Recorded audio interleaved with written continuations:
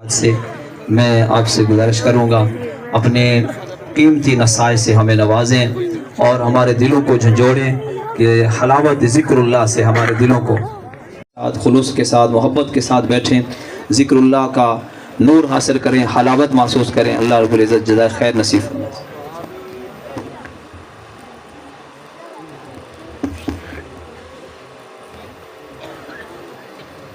بسم اللہ الرحمن الرحیم الحمدللہ وکفا وسلام علی عبادہ الذین اصطفی اما بعد۔ میرے معزز بزرگوں، میرے نوجوان ساتھیوں، عزیز طلباء کرام، میں تو حقیقت ہے آپ حضرات کی زیارت کے لیے یہاں حاضر ہوا ہوں۔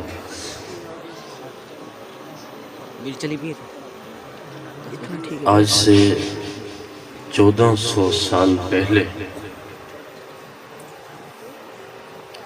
جب میرے محبوب پاک صلی اللہ علیہ وسلم کو نبوت کا تاج پہنایا گیا،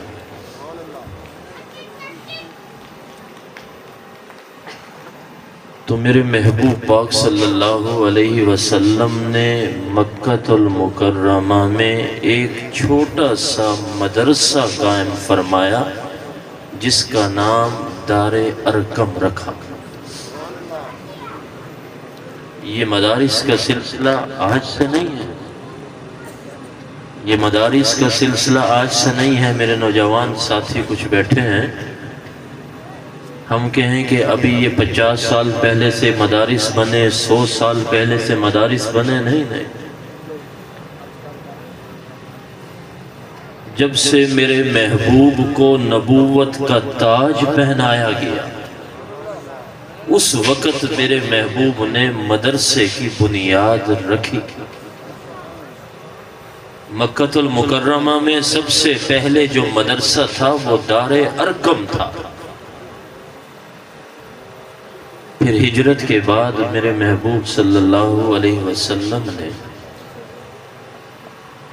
مسجد نبوی کے بالکل قریب، جہاں آپ کا روضہ مبارک ہے، آپ کے پیچھے یہ مغرب کی طرف ہم دیوار مدرسہ قائم فرمایا جس کا نام رکھا اصحاب صفا۔ اس مدرسے کی نسبت اسی مرکز کے ساتھ ہے جو جس مرکز کی بنیاد میرے محبوب صلی اللہ علیہ وسلم نے رکھی۔ اسی اصحاب صفا سے ہزاروں لاکھوں صحابہ اس قرآن کے علم کو حاصل کر کے انہوں نے دنیا میں اس کا فیض پھیلایا۔ وہی فیض چلتا چلتا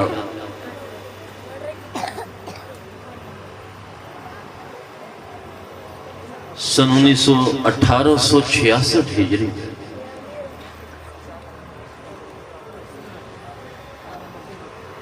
جب انگریز بدبخت کا ایک دور تھا، 250 سال انگریزوں نے یہاں حکومت کی، ہندوستان۔ اس تاریخی دور میں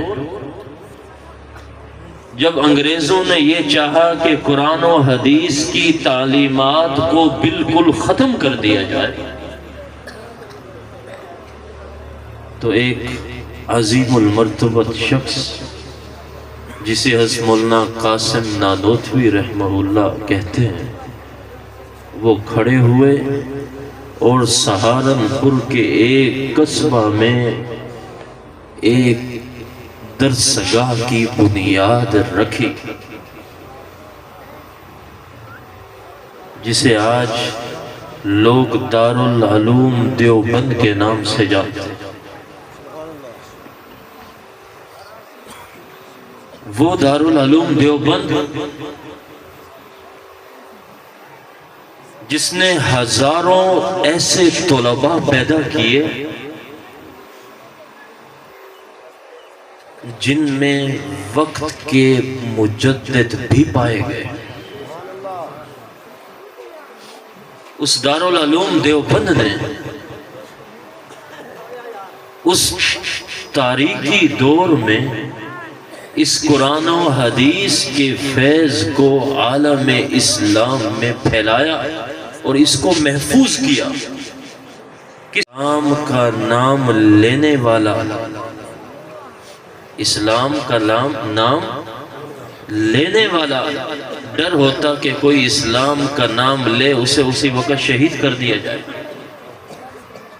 اس وقت ان 250 سال میں اس دارالعلوم دیوبند نے اس قرآن و حدیث کے علوم کی حفاظت کی اور اس کی اشاعت کی کہ آج پورے عالم اسلام میں اس قرآن و حدیث کا فیض پھیلا ہوا ہے، اور وہی اسی فیض کی ایک کرن یہ آپ کو نظر آ رہی ہے۔ اس مدرسہ اصحاب صفا کا تعلق اس دارالعلوم دیوبند سے، وہی تعلق چلتا چلتا اصحاب صفا سے، وہی تعلق چلتا چلتا مدرسہ دار ارقم آج سے 1450 سال پہلے اس مرکز کا تعلق اس سے۔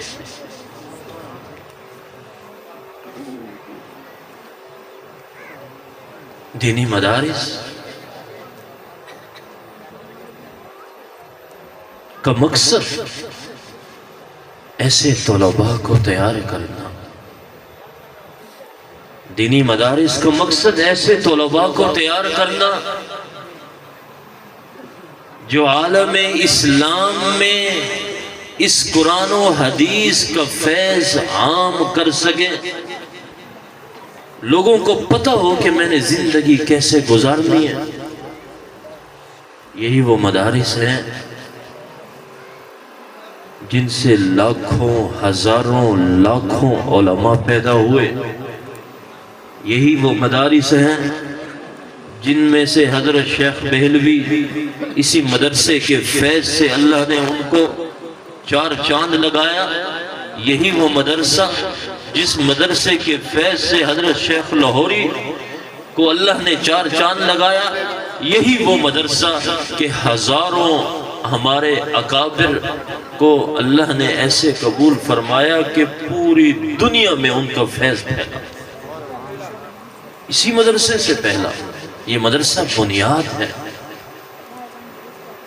کامیاب ہے وہ شخص جو مدارس سے اپنا تعلق مضبوط کرتا ہے، مضبوط رکھتا ہے۔ یاد رکھیں، ہماری بقا مدارس کے بقا میں ہے۔ اگر یہ مدارس ختم ہو گئے ہم اجڑ جائیں گے، تباہ ہو جائیں گے، ہماری نسلیں در نسلیں بھی تباہ ہو جائیں گی۔ آج یہ دین کا فیض ان مدارس کی وجہ سے پھیلا ہوا ہے۔ ان کی قدر کیا کرو، محبت کی نگاہ سے ان علماء کو دیکھا کرو۔ یہ وہ عظیم شخصیات ہیں جن کو اللہ بھی محبت کی نظر سے دیکھتا ہے۔ اللہ پاک فرماتے ہیں، حدیث قدسی ہے کہ مجھے 2 آوازیں بہت پیاری لگتی ہیں۔ پہلی وہ آواز جب مؤذن کہتے ہیں نا اللہ اکبر اللہ اکبر، اللہ فرماتے ہیں سب سے زیادہ مجھے یہ آواز پسند ہے۔ اور قرآن پڑھنے والے بچے کی آواز اللہ کو سب سے زیادہ محبوب ہے۔ آج ہماری نظروں میں قرآن والے اور یہ مؤذن، ہم ان کو ایک کمزور نظر سے دیکھتے ہیں، حقارت سے دیکھتے ہیں۔ یاد رکھیں، یہ وہ عظیم شخصیات ہیں جن کو اللہ بھی محبت کی نظر سے دیکھتا ہے۔ اور اللہ انتظار میں ہوتا ہے کہ کب مؤذن اللہ اکبر کہے، اور اللہ انتظار میں ہوتا ہے کہ کب میرے چھوٹے چھوٹے بچے یہ بندے یہ قرآن پڑھیں اور میں ان کی آواز کو سنوں۔ انہی قرآن پڑھنے والوں کی وجہ سے جو ہم پر عذابات کے آنے کا ڈر ہوتا ہے کہ میرے اوپر اللہ کا عذاب نہ آ جائے، وہ انہی بچوں کی وجہ سے اللہ ہمارے اوپر درگزر فرما دیتے ہیں۔ انہی بچوں کی وجہ سے اللہ اہل علاقہ پر اترتے ہوئے عذاب کو روک دیتے ہیں۔ انہی بچوں کی وجہ سے اللہ پاک آزمائشوں میں مبتلا شخص کو دور کر دیتے ہیں آزمائشوں سے، انہی چھوٹے چھوٹے بچوں کی وجہ سے۔ علماء کو، مدارس والوں کو، ان ننھے منھے بچوں کو، مساجد کے ائمہ کو محبت کی نگاہ سے دیکھا کرو، مگر نہ یاد رکھو اگر ہم نے حقارت کی نظر سے دیکھ لیا، اللہ یہ دین کا فیض ہماری اولادوں سے اٹھا لے۔ جس نے بھی حقارت کی نظر سے علماء کو دیکھا، جس نے بھی حقارت کی نظر سے مسجد کے ائمہ کو دیکھا، اللہ اس کی اولاد کو تباہ و برباد کر دیں گے، اس کو بھی تباہ کر دیں گے۔ اور جو محبت کی نظر سے دیکھے گا اللہ اس کو، اس کی اولادوں کو آباد کر دے گا۔ میرے شیخ فرمایا کرتے تھے جو مدرسے کی آبادی کا سوچتا ہے، مسجد کی آبادی کا سوچتا ہے، فرمایا اللہ اس کو اور اس کی 7 نسلوں کو بھی آباد فرمائے۔ آبادی سے کیا مراد ہے؟ مدرسے کی ضروریات کو اپنی ضروریات سمجھ کر اس میں فکر رکھتا ہے، جس طرح ہم گھر کے معاملات کی فکر کرتے ہیں، گھریلو معاملات کی فکر کرتے ہیں، فرمایا جو شخص مدرسے کی ضروریات کی فکر کرتا ہے اللہ اس کے لیے 7 دروازے رزق کے کھول دیتے ہیں۔ 7 دروازے رزق کے اللہ اس کے لیے کھول دیتے ہیں۔ معاملات کی فکر کرتا ہے کہ یار یہ مدرسہ ہے، اس کی ضروریات ہیں، میں کوئی ایسا کام کروں کہ مجھے بھی اللہ خدمت کے لیے قبول فرما لے، پر میں اس شخص کے لیے اللہ 7 دروازے رزق کے کھول دیتے ہیں۔ اگر ہم کامیاب ہونا چاہتے ہیں تو مدارس سے محبت کریں، اگر ہم کامیاب ہونا چاہتے ہیں علماء سے محبت کریں، اگر ہم کامیاب ہونا چاہتے ہیں تو مساجد کے ائمہ سے محبت کریں، ان کے معاملات کو اپنے معاملات سمجھیں۔ اللہ ہم سب کی حاضری کو قبول فرمائے۔ آنکھیں بند کر لیں، سر جھکا لیں۔ یہ تو